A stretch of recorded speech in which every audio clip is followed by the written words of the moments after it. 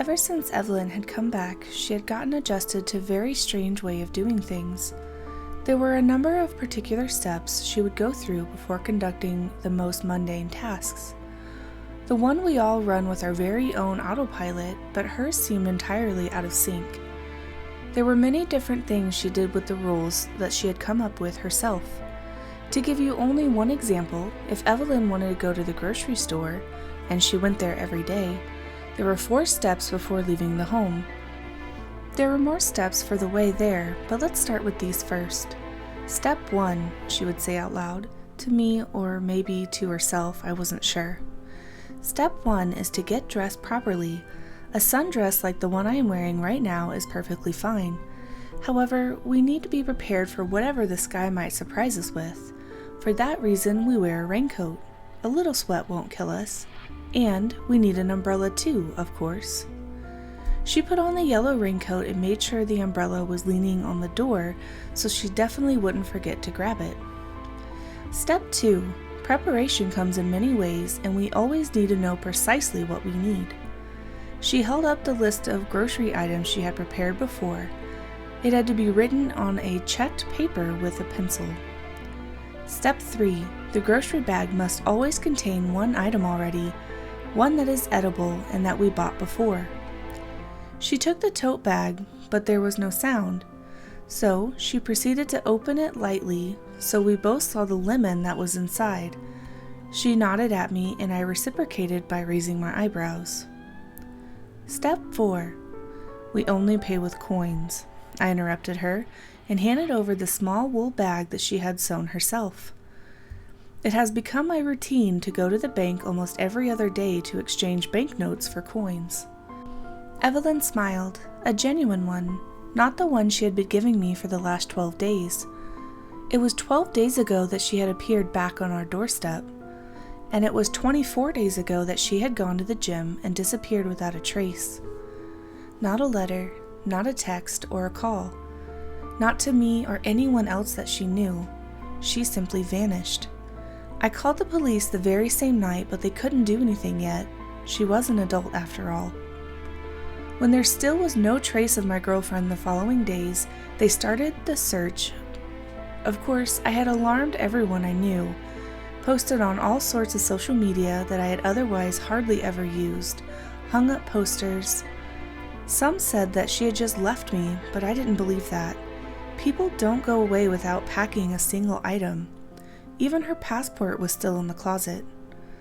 Others were mumbling that if she hadn't come back by now, chances were high that she must certainly be dead. They didn't say it to my face, but I knew. And so, after nights and nights of horror and fear and sadness, I nearly had a heart attack when I saw her suddenly standing on our doorstep. Her normally long, curly hair was trimmed to shoulder length. She was wearing the clothes of the day she had gone missing, but they didn't look a bit dirty. And her smile was still exactly the same, that toothpaste smile that I had been thinking about every single day. 1 second later, she was jumping into my arms. I asked her what happened. The police interrogated her. Everyone was curious. She would just shrug and say that she didn't remember, but that she was feeling perfectly fine. Nothing bad could have happened because she didn't feel bad. Of course, that was bullcrap.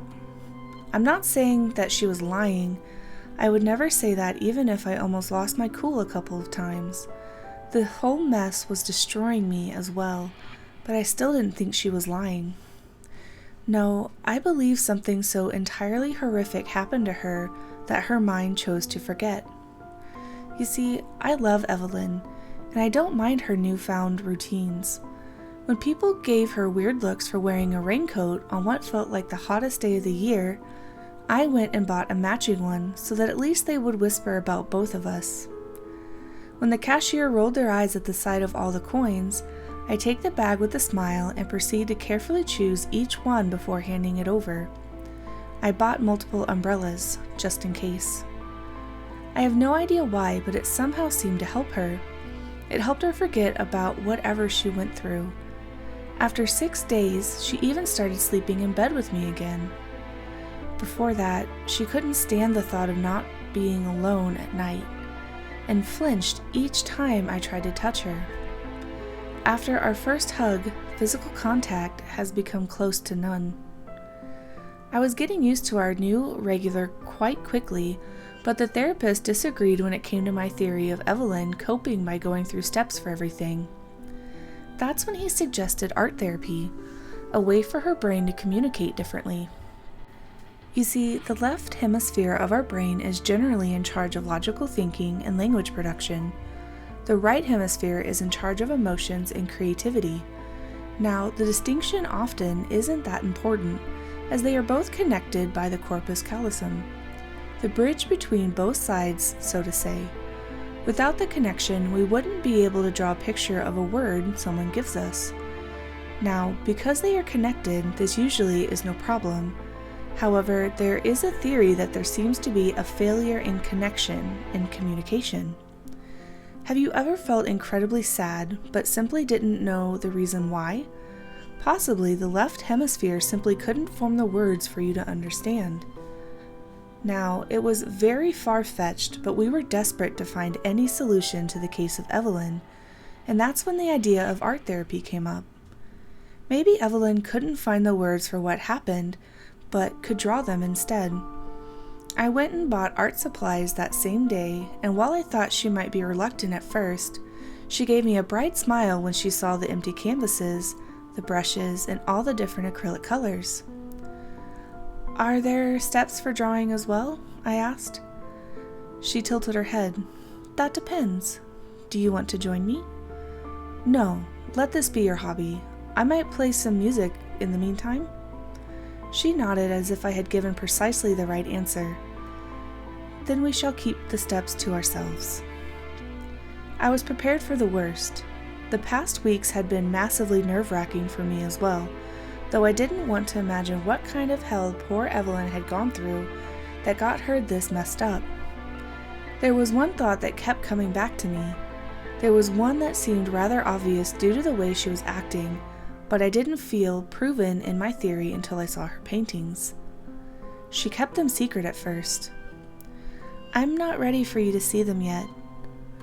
It took me all the self-control I had not to go inside the small office room she was using as her new atelier, but I stayed patient.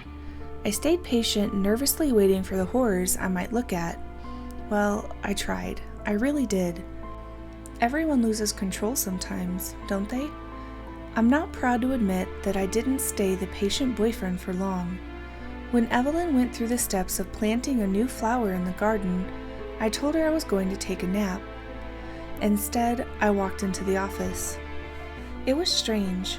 I felt like an intruder in my own home, and somehow I was, but I really thought that I needed to help her, that she was overwhelmed by the things that she drew and was scared to show me. Needless to say, I expected anything but the paintings I found. They were beautiful. Not only the technique she used, Evelyn had always been more of the creative kind, but with the drawings, it wasn't only the style. No, the objects were beautiful as well. Fields in 3 shades of green with a baby blue sky and not a single cloud. A lake crystal clear that it almost appeared real. Hills in perfect shape, one only slightly bigger than the next. I sighed. On one hand, I was relieved not to see blood, dead bodies, maybe the face of a murderer. But at the same time, I felt disappointed. I wished deep inside that this would somehow help us solve the puzzle. "You've been naughty." I jumped at the voice of Evelyn behind me. She spoke in such a shrill voice that I had thought she was furious. But when I turned around, she simply looked like an angry child, with her arms crossed in front of her chest. "You made a promise, Nick." I opened my mouth, but I didn't know what to say. I should have apologized, but instead I said, I thought maybe you drew the place you went to." "Well, silly, I did. That's the grass I was laying in. I watched the clouds, but they were gone right away. There was no sun, but we didn't mind." "We?" I asked. "No, me. You weren't there." I sighed. "Ev, you're making no sense. You weren't lying in the grass for 3 weeks. You were gone. I thought you were dead, kidnapped, or whatever. I couldn't hold it in anymore and hated myself seconds later for raising my voice, but she seemed unbothered. She only shrugged. That's where I was, believe me or not. I told you I was fine. She turned around, but I grabbed her arm before she could leave. Was it a cult? The ones that took you? No, the ones you were with. You can tell me. I won't judge. She shook her head. No. I didn't get anything else out of her that evening, or the next evening, but I did continue to follow her routines even more. I took part in them as a way to understand her situation better, and somehow it really did seem to help. She trusted me more and more each day, and I could feel that she was starting to open up. This is why I was completely thrown off by the next drawing she made. This one she didn't hide. No, she hung it right in our living room. It was the same green field, except for this time there was a person in the middle of it. It looked just like me, hyper-realistic. She was talented for sure, but this skill was definitely new. This person looked exactly like me, but something was different. I had no nose and no mouth, and the eyes, my very own eyes, were piercing through me. The image of me sent the coldest shiver down my spine. When I asked Evelyn about it, she said that it wasn't me, but that I didn't need to worry. He didn't need the nose or the mouth, or the ears for that matter. Nobody would hear him scream. At that moment, I'm not sure if it was progress or a setback, but I believe that I was getting just a little closer to figuring out what happened. At least, I thought I did. I needed her to tell me, or show me, more, so I made sure Evelyn would be comfortable and kept drawing. One day, she was so sucked into a new painting that she was working at that I suggested getting groceries on my own. She was reluctant at first, but then I verbally went through the steps. Got my raincoat, umbrella, the bag with an apple inside, coins, and I will write a list. All right, I trust you, honey. Just one moment, yes. She kept scribbling while looking up after every word she wrote. Then she handed it over. Do everything as always, yes? I nodded. Of course.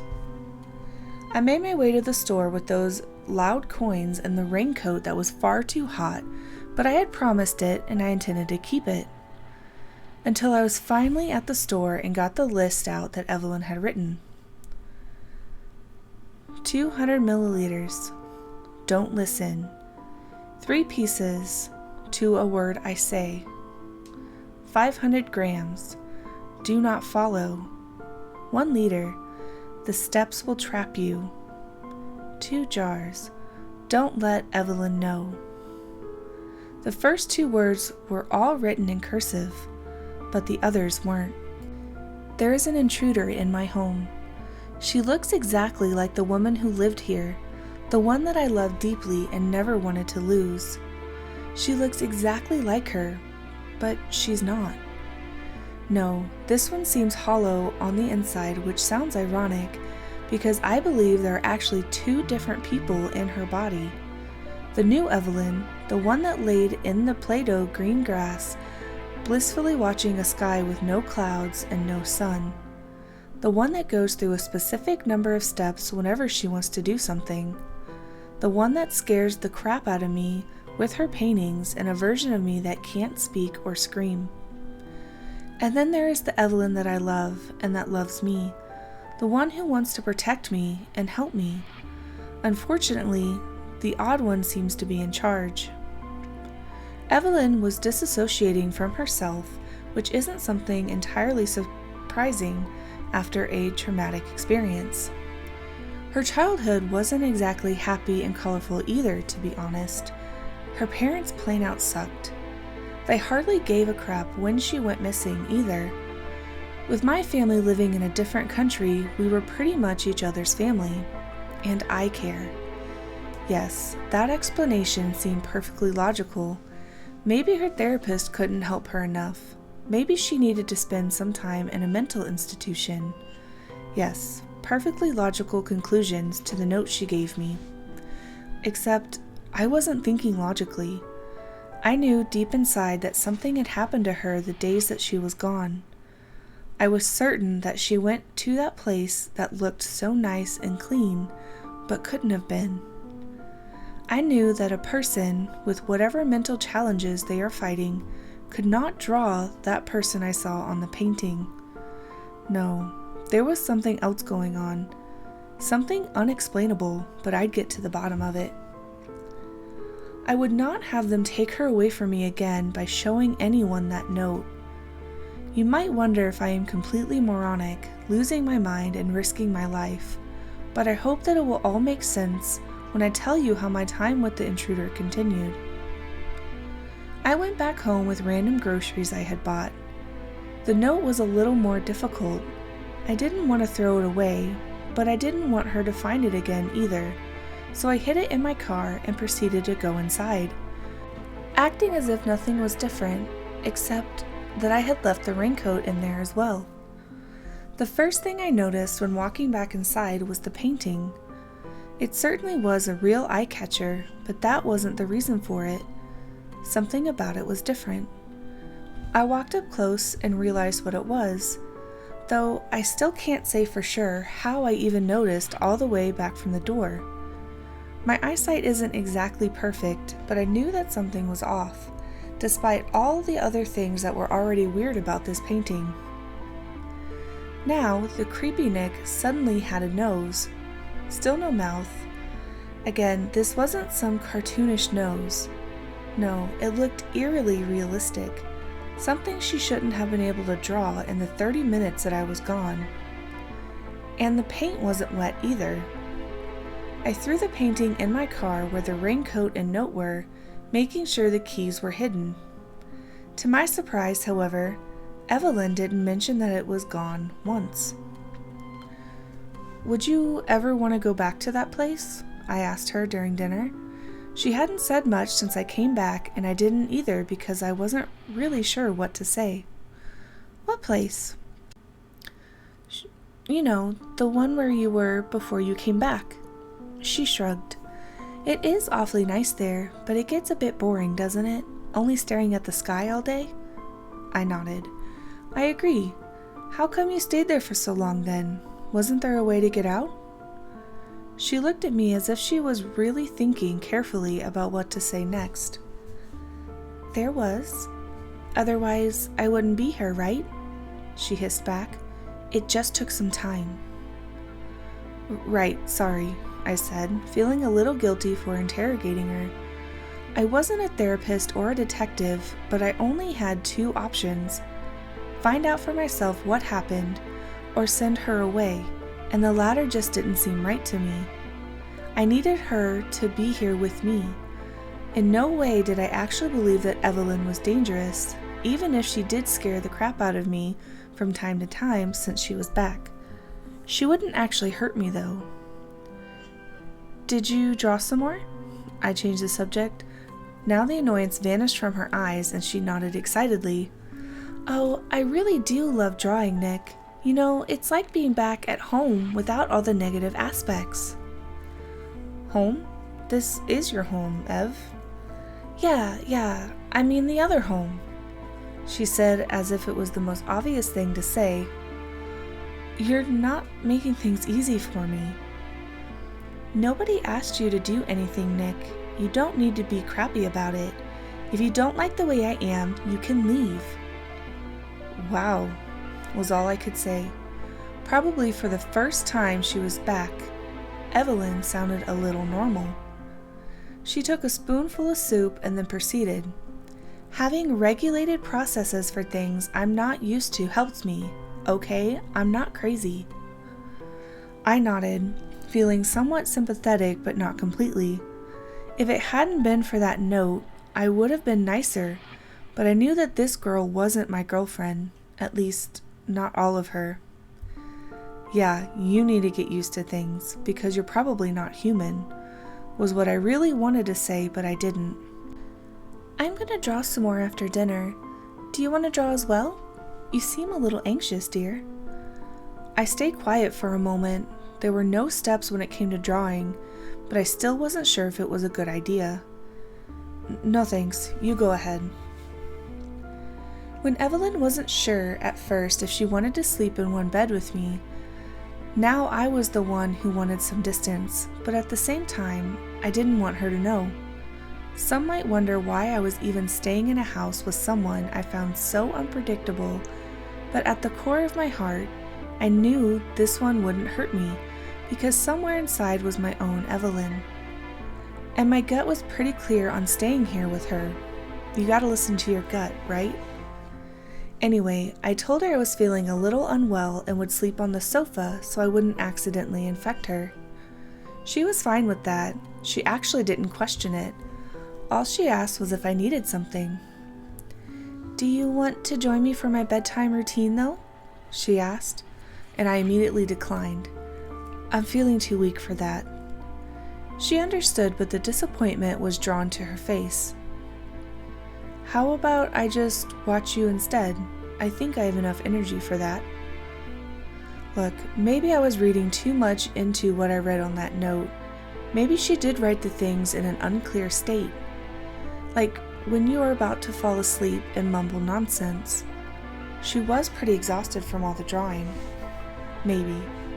Or maybe there was an intruder in her mind and the real Evelyn somehow tricked it. Of course, that sounds more than just a little insane, but even if it was all somehow made up by her mind, then one part of her seemed to believe it. And if it did, maybe I could break her out of this state by breaking her cycle. If I was there for the steps, I could manipulate them. Alrighty, nighttime routine. Step 1. We light up 3 candles, not 1, not 2, but 3. What she didn't know was that I had thrown away her box of matches earlier. Shoot, she mumbled. Fire, fire, fire. Oh! To my regret, she had extra matches. I should have known that she would be better prepared. Well, I did think about throwing away the candles, but that would have been very obvious, and she had probably had spare ones of those hidden away as well. After lighting up the 3 candles and placing them precisely 1 pencil length away from each other, she proceeded to continue with the next one. I moved one of them slightly closer when she was busy getting clothes out of her closet. Step 2. Put on the nightgown. Well, this isn't exactly a gown, but it will do, she joked. I smiled. Nick. Ev, I've seen you naked a billion times. She furrowed her brows and I turned around. All right, she said after changing. Step 3. Remove all of the makeup and brush the teeth. I need to go to the bathroom for that. Are you coming? You're not wearing any makeup. She rolled her eyes. But it's a step. Can't you just brush your teeth? I asked. Sure, she said and disappeared into the bathroom. When she came back, her face was wet. I should have gone with her, but I couldn't exactly rip the toothbrush out of her hand. Step 4. Now that the teeth are brushed, the hair follows. I grabbed her hairbrush from the table. Can I asked, holding up the hairbrush. Evelyn thought about it for a moment. All right, but precisely 21 brushes. Of course, I lied and made sure to miscount a few times. It all didn't seem enough though. Little mistakes. There had to be something big. Step 5. Turn off the candles and go to bed, she said as she got ready to blow out the candles. Wait, I interrupted her. It's so early and I'm not really tired. Should we watch a movie? I thought you weren't feeling well, dear, she said and raised an eyebrow. Yeah, maybe some distraction will help, and I'll be able to sleep better. She gave me that look, the one that said sorry but not happening. Okay. I moved a step closer. Things had been so weird between us, she needed to know that she could still trust me. I expected her to take a step back, but she didn't. Instead, she came closer too and slung her arms around my waist. Maybe messing with her steps a little did help. She seemed more normal again, so I tried to go just a tiny bit further and move my neck down a little.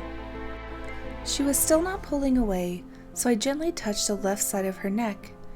Instead of moving back, she came closer, and then I missed her. Again, something we hadn't done in quite a while. She pulled back but smiled, and suddenly I had a new idea. How about we draw a little together? That's when her eyes lit up. The bedtime routine was interrupted. I really need to go to bed, but all right, just for a little bit. For a minute, I really thought things were looking better. Things were feeling normal, until I saw it. I went downstairs to grab some more empty canvases that I had left in the living room. Evelyn had used all the ones upstairs already, and there it was, hanging back in our living room. That painting. I immediately checked my pockets. The key for the car was still in there. I hadn't taken the pants off, and Evelyn hadn't been close enough to take them until a few minutes ago. Except, if she somehow tricked me, but even then I don't remember her leaving the house. She went right upstairs to draw and didn't come down the entire time. And I had the key during that time. I checked my pocket several times because I was already feeling paranoid. I grabbed the thing and ran back upstairs to the office room where Evelyn was already preparing the paint. There's no way that this could have just shown up in here again. I let the painting fall to the ground. "Did you somehow break into my car?" I shouted, expecting her to show some distressed reaction. I, for one, was trembling with anger and fear. She shook her head, completely numb. "I don't know how that happened. Maybe you brought it in here?" she asked. "I think I would remember if I did. Screw it, never mind." I grabbed the biggest brush I could find and slammed it into the dark paint. Then I drew over the little figure that now looked exactly like me, except the eyes would follow you into your nightmares. With hands that showed every vein I had, and hair the exact same shade as mine. In a matter of seconds, he was nothing but a black stain, but I didn't stop there. I painted over the entire canvas. When that was done, I grabbed a pair of scissors and slammed them right into the middle of the canvas, where I believed the image of me had been before I destroyed it. Evelyn stood still and watched me the entire time. At first, I thought she looked sad or confused maybe, but then I realized the look on her face was one I had gotten pretty good at myself. Concern. My heart was still racing and I was breathing rapidly. My arms were full of black paint, the scissors still tight in my hand. "Sweetie, you don't seem very fine," she finally said.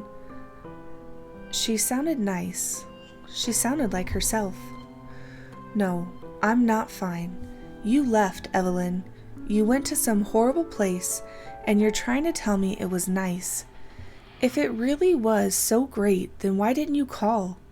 Why didn't you tell me to come pick you up? Why didn't you ask me to come with you?" I tried to control my voice, but I couldn't. With every word, I got louder and louder. Evelyn avoided my eyes. She looked down, and I realized that she tried to hide her face because of the tears that were now rolling down her cheek. This was the first time she cried since she was back. I almost expected her to somehow apologize, to tell me that she left because she wanted to leave me, but then she said the last thing I was expecting. "Nick, do you want me to show you where I was?" Play-Doh grass, green timbered hills, each one just a little taller than the next, and a lake filled with crystal clear water. With all my heart, I hoped that this place didn't exist. I hoped that Evelyn would take me somewhere so vile and horrible that every fiber of my body would simply scream for us to get away. I never wanted to imagine this poor girl going through anything like that. I didn't want to imagine her going through something so traumatic that she changed her entire personality. Of course, in my heart, I didn't want that, but my brain needed to understand. And no part of me could ever understand how she had been at the most beautiful place I'd ever seen in my life, because it had to mean something far more horrifying than a regular mind could even understand or fight. We were standing on a road not far from where we lived, I suppose. We drove for 2 hours maybe, I can't say for sure. I had lost most sense of time. Well, I drove, she gave directions. We left at noon. Evelyn had written a list for grocery items, food, and drinks for the road. She was so eager after I accepted visiting the place with her that she wrote it last night. Even after already breaking the steps of her nighttime routine. Highly irregular. In the morning she offered to go and buy them together, but I insisted that I would be faster on my own. This way we could go to the perfect place even sooner. I didn't tell her that I took no coat, no umbrella, and certainly didn't use any coins. She believed I did exactly as she told me, and not only listened to half of her instructions.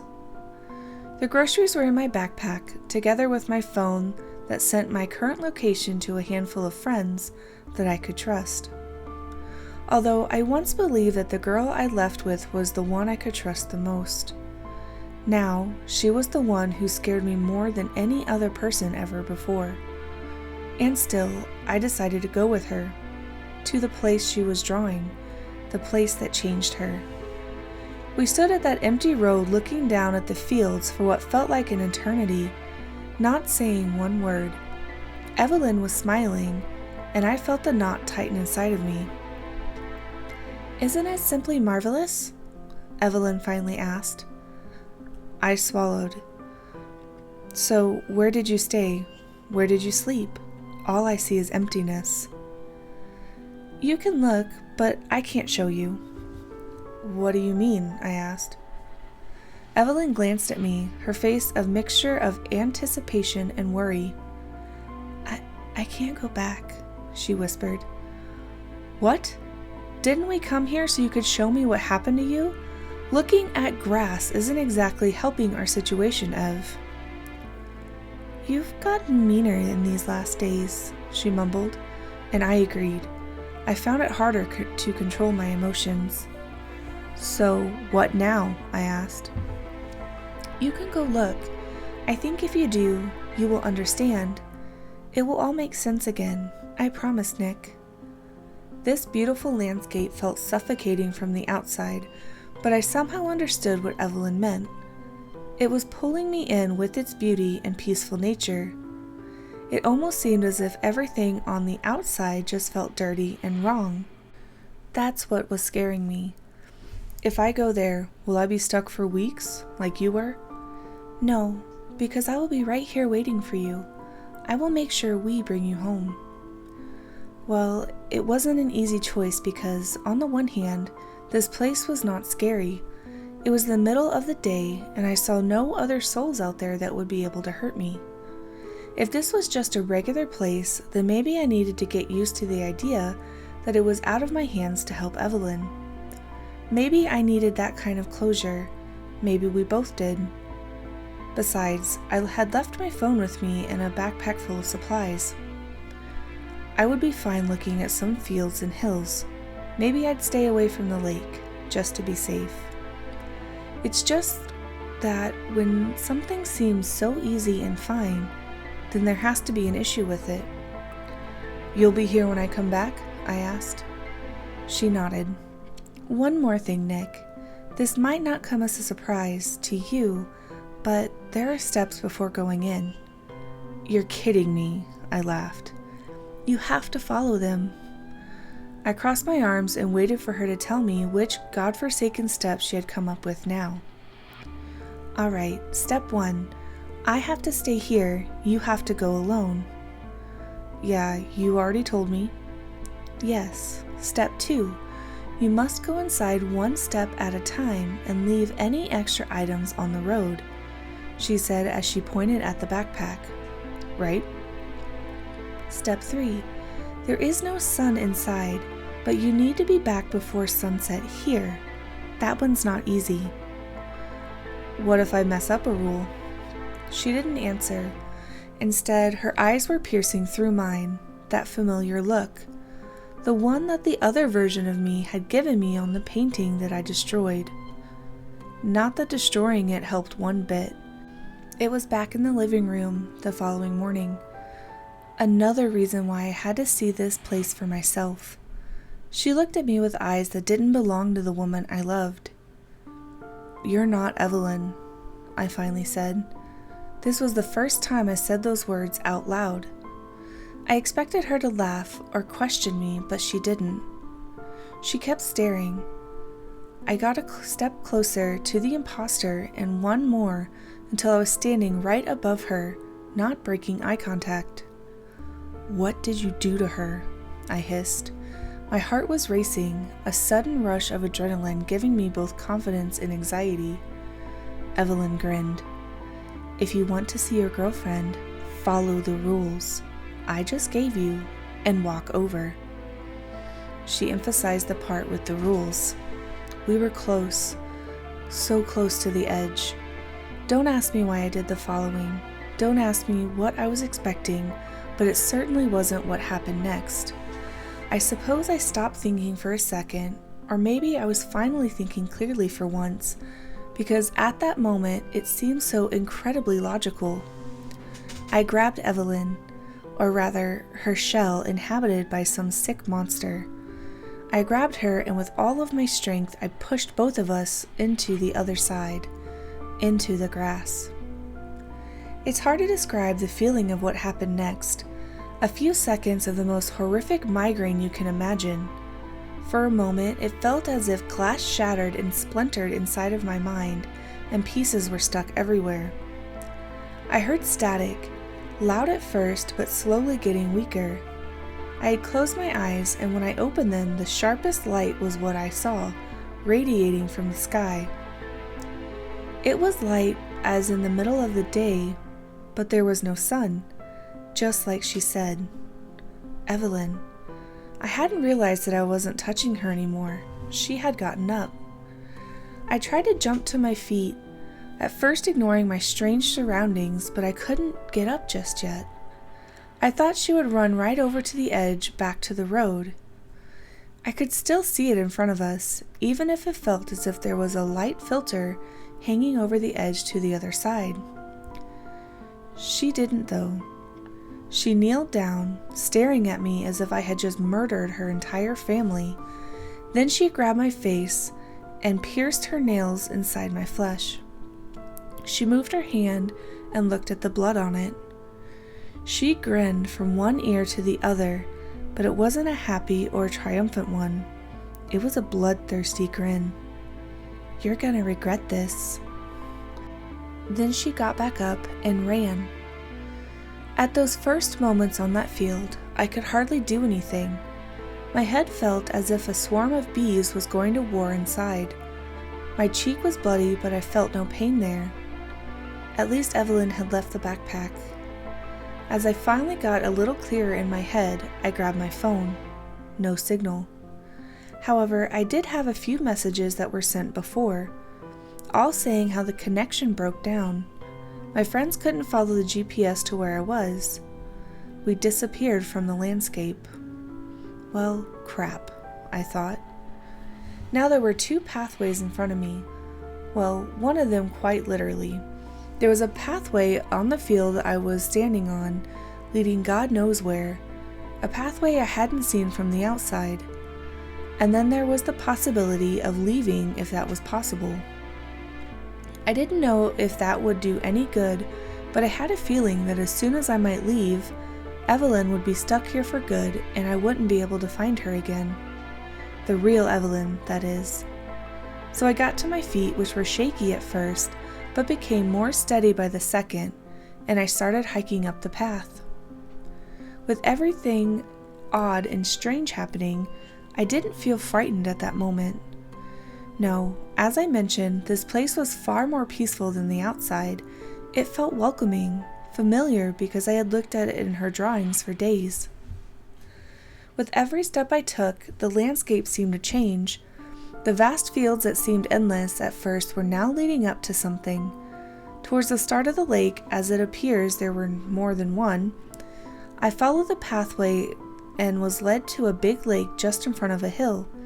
There didn't seem to be anything but nature at first until I got close enough. Close enough to see the one thing I certainly did not expect in this place: a house. It had a small frame and was painted on a lemon yellow.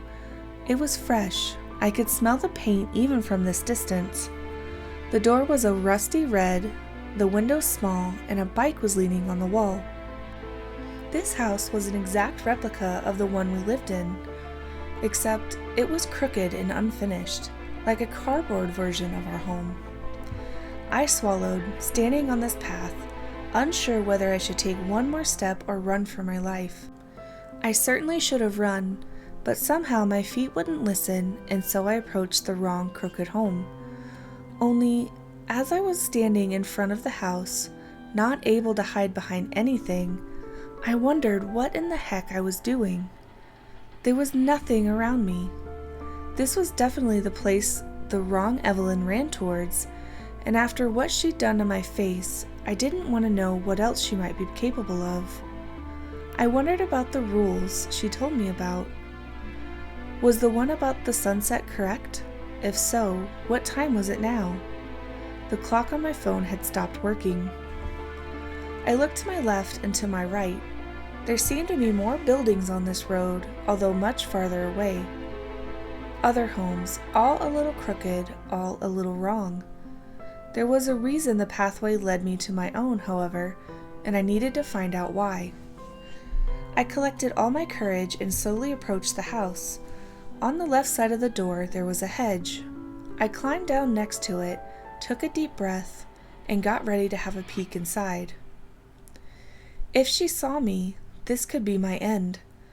My heart was racing so fast that all I could hear was the sound of blood rushing through my veins. Completely consumed with fear and anticipation, I was so focused on whatever was inside of this house that I forgot about my surroundings. That's when I felt the touch of a boiling warm hand wrap around my mouth. "Nick," a voice whispered. I grabbed the hand and pulled the person down to the ground with me. Of course, the person was none other than Evelyn. Her eyes were full of panic and she gestured for me to be quiet. Her hands were shaking and she looked completely messed up. Completely different than she had before. She was wearing the same clothes, but there was blood on her face. Her hair went in all directions and her clothes were ripped. "Nick, you have to be quiet. They are in there," she whispered. Her eyes looked genuinely scared and real. "Evelyn, is this you?" A tear rolled down her cheek and she gave me that half smile that I hadn't seen in weeks. "It was me the whole time, but the thing is, it infected my mind. To be able to get out with me, I'll explain, but we need to hide somewhere else." She grabbed my hand and I followed. Another possibly stupid mistake, but despite all the mind tricks, I still knew that this was her. She had that determined look in her eyes that I knew so well. Evelyn found a safe spot, so she said. It was some tree, one that I didn't remember from her paintings. "Ev, I don't understand. What is going on?" She sighed. "I don't know how to explain. There probably is no normal way to do that. I was here for weeks that felt like years, and I still don't understand it entirely. They somehow infest your mind, and when they dig deep enough, at a place where you can't even feel them anymore." "Who are they?" "The things. I don't know what to call them. When you messed up her routines, you somehow broke her power over me. Little by little, more by more. She wasn't supposed to come back here. It was dangerous. When latched onto a person entirely, they can take their soul with them and slowly replace yours with their own. I'm pretty sure she only wanted to make sure you got in. When you threw us, over the edge, she couldn't latch on for much longer." "So, you're free?" She looked at me with fear in her eyes. For now, she's in the house, in her own copy of a body, just like yours. We need to make sure... What do you mean, just like mine? Nick, it wasn't just me who got infected when we were here last time. Now, this was getting ridiculous. I had never come to this weird place in my entire life, and this whole story that Evelyn was telling me now seemed more bonkers than anything she'd done so far. But then again, I did see that house just now. I just didn't get it. But that's impossible. No, you went to the gym and then you simply didn't come back. Evelyn shook her head. No, we went together. We were there for at least one day. We had a picnic and it was so nice that we decided to stay for as long as we could. Of course, that was them manipulating our minds into thinking that, so they had time to melt into one of us. But then you left. I swallowed. Those words were the hardest to hear. I left you? I whispered. She took my hand and I finally remembered how strong Evelyn was, the real one. I don't think you did it voluntarily. You weren't entirely in charge of your mind. More so than me, I think, but still not completely. I can't say for sure how that worked, because I had her thoughts melted with mine, but I didn't know what it looked like for you. I suppose your memory was more affected, though. She closed her eyes for a moment, and I could feel her pain. They took my will. I had no control, and with every step they made me do, they chewed a bigger part of me. When you were gone, I was in that house which kept growing each day.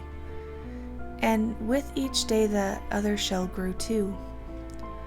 I wanted to ask what she meant by that, but I was incredibly hard to follow. What about the paintings? Do you remember that? She nodded. Some of it was me, some of it was the thing. I tried to help you remember. It tried to make you go back so that they could switch you out for good. The painting of you in the field, that really was you, the part you left here.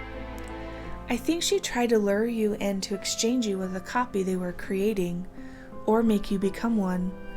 They are inside here, collecting their strength now, growing. While I didn't want to believe what she was saying at the time, I didn't have to, if that makes any sense. Remember what I said about Evelyn's autopilot not being entirely in sync? I believe mine did even more without my knowledge. But I still had to be sure. I had to see that we were not both losing our minds simultaneously. So I walked back to the house. I walked up the pathway leading me directly towards the door, alone. And then I knocked 3 times, as Evelyn told me. I didn't know if I could trust her or if this was even the real one, but that is what I did. I knocked on the door, which wasn't locked. I don't believe it even had a lock. The door felt as if it was made out of pasteboard, open wide as my fist hit against it. I knew that I couldn't exactly expect something nice in front of me, but the look of those creatures brought up the bile inside of my stomach. Evelyn was right. The thing had separated from her, but she had grown while inside of her. Grown to be an almost identical copy. Almost. It was not fed enough, consisted more of bones than flesh, and skin with holes in it. Her hair appeared glued on, the eyes stones instead of irises. "There you are," she called out with glee, with a voice that was eerily similar to the real one. "There you are," the other one croaked, the one that looked like me with a nose and mouth that were still growing. I swallowed. I was not ready for this, but I had to be. There was no other option. I had to make sure that they would stay right where they were. Of course, the copy of me was already trying to get on its feet to move closer to me. "Hurry up," I thought to myself. "What are you doing?" the fake Evelyn shouted. "What is this smell?" She looked at me, but I'm not the one she was talking to. It was my Evelyn who came in from the back while they were distracted to pour out the gasoline before they noticed. She lit up a match and threw it in the liquid. "Close the door," she shouted before starting to run. I slammed the pasteboard door shut and prayed it wouldn't break. One of them was scratching the door from the inside, making noises that no human could ever be capable of. "Evelyn," I shouted, praying even more that she had made it out through the back door. The house burned down in a matter of minutes. I suppose that's what happened when you build a house out of cardboard. It burned down, our parasites with it. And the real Evelyn and I ran outside, back to our world, not looking back once at the beautiful scenery. You see, I trusted this Evelyn. I knew it was her, the one that wrote the coded grocery list the other day, because last night she wrote down another one when she was in charge of the mind a little more. A list that instructed me to buy gasoline and matches while she told me we needed food and drinks. When she did that, something just clicked. I realized there was still one part inside of her that I could trust, and I could just tell it was this one. Since we've gotten back, and I still can't believe we did, I've had a hard time adjusting. I don't follow any crazy steps, of course. I just live my regular life as well as I can remember. Evelyn and I even burned down the raincoats. The smell of burning plastic really is horrendous, but not as bad as our second bodies smelled before they turned to ash. Evelyn suggested we burn the paintings as well. I thought about it, but I kind of like seeing the painting that once had my imposter on it, but now is only a big field. It even got me in the mood to start drawing. Drawing a place that shouldn't exist with Play-Doh grass, green timbered hills, a crystal clear lake, and pathways with many different homes that aren't burning yet.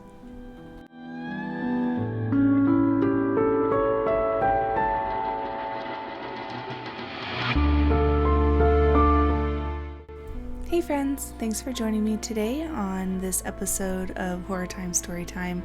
I hope you enjoyed the story as much as I did.